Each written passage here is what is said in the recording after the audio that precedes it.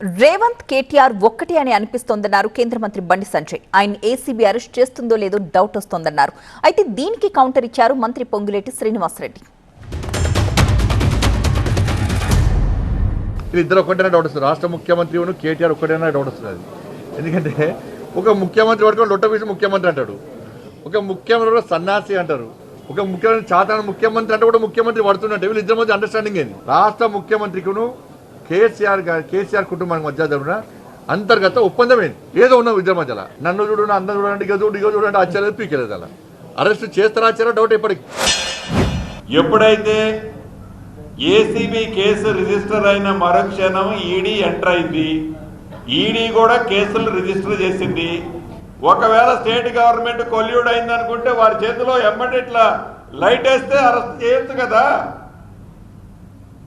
మేమేం వద్దనలేదు కదా, వారు చేయాలనుకుంటే చేయొచ్చు కదా అంటున్నా. మేము చేయలేదు, మీరు చేయలేదు, మీరు కొల్యూడ్ అయ్యారు అనేటువంటి మేము కొల్యూడ్ అయ్యే ప్రసక్తే ఉండదు. వాళ్ళు లెగిస్తే కాలు దువ్వేది మా మీద, మరి మీ మీద ఏం దువ్వట్లేదే.